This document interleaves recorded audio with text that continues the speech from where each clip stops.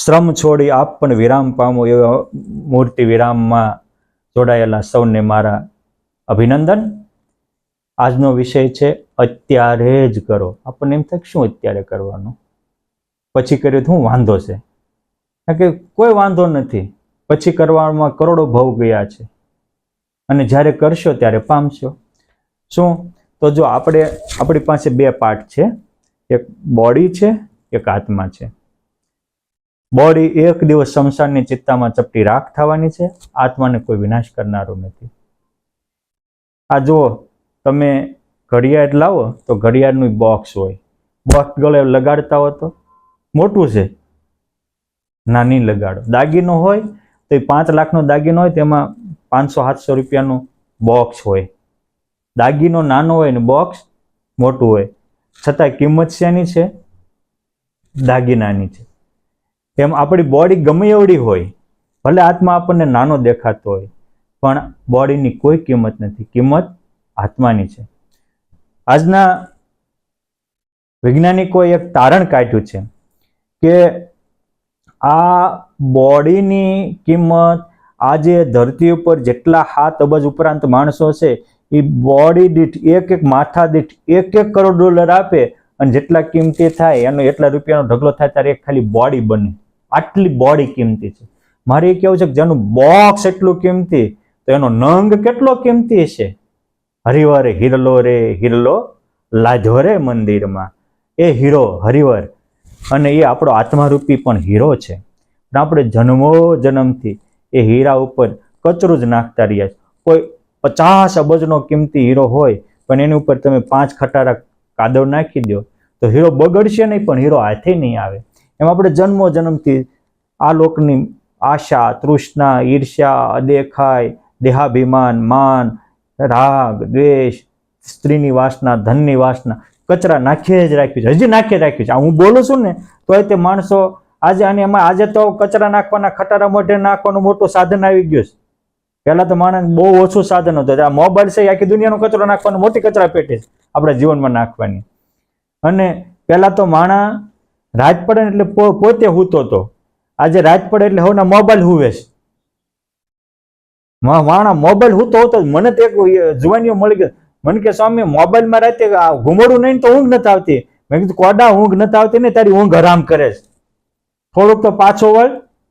પણ એટલા બીડી અને તમાકુના વ્યસની કરતા પણ મોબાઈલના વ્યસનીઓ પોતાના જીવનને વધારે બરબાદ કરતા હોય છે. માટે સુજ્ઞ માણસોએ જાગવું જોઈએ કે હું મારો જિંદગીનો અણમોલ સમય શા માટે બગાડું. મારે કહેવાનું એ છે કે આટલો કિંમતી આત્મા, અને એક વાત યાદ રાખજો, કિંમતીની કિંમત કરશે એ જ કિંમતવાન બનશે.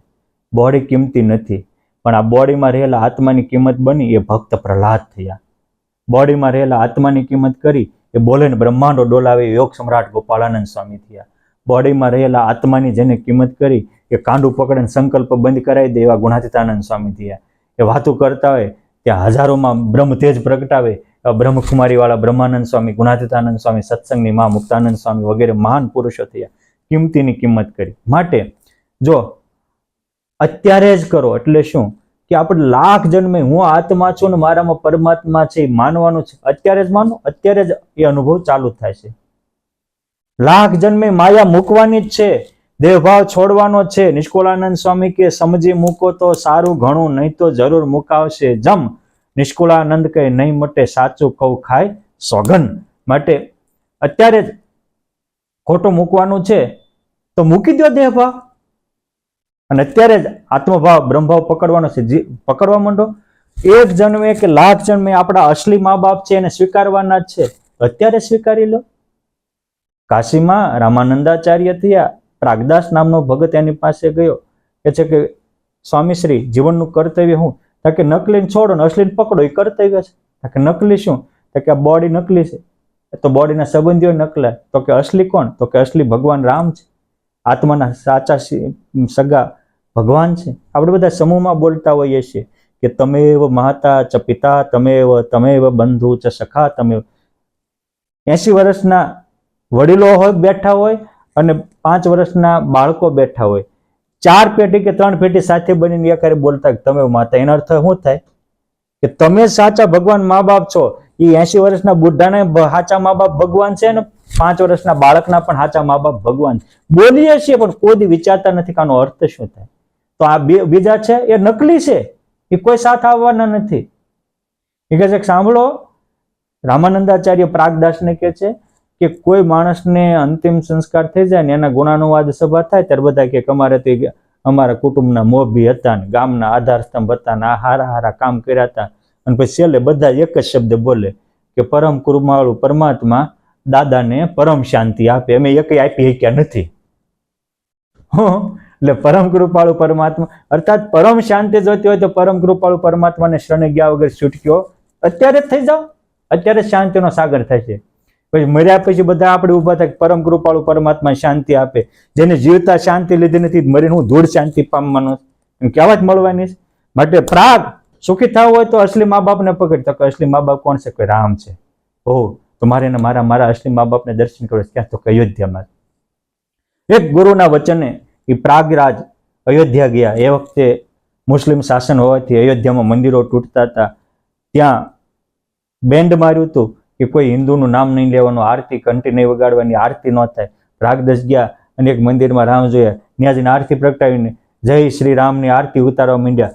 બધા અયોધ્યાના મંદિરો ધંધણી ઉઠ્યા. મુસલમાન નવાબ કહે છે કે આ કોને કર્યું? તો કે પ્રાગદાસે.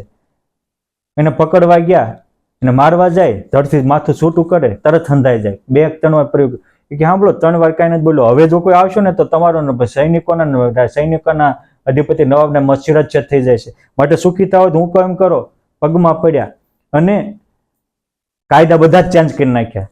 ત્યાં રામ અયોધ્યામાં ઈશ્વર ભક્તિની આરાધના શરૂ થઈ. મારે કેવું છે કે એક અસલી મા બાપને સંતના વચને પ્રગટ્યા. આજે ઇતિહાસમાં પ્રાગદાસ અમર બની ગયા. નારદજીએ નાના પ્રહલાદને એટલું જ કીધું હતું, તારા કયાધુ ને હિરણાકશ્યપ છે એ નકલી મા બાપ છે, પરમ કૃપાળુ પરમાત્મા અસલી મા બાપ છે. એ નાના બાળકે એ અસલી મા બાપને સ્વીકારી લીધા. યુગો ગયા તો એ પ્રહલાદ અમર બની ગયો.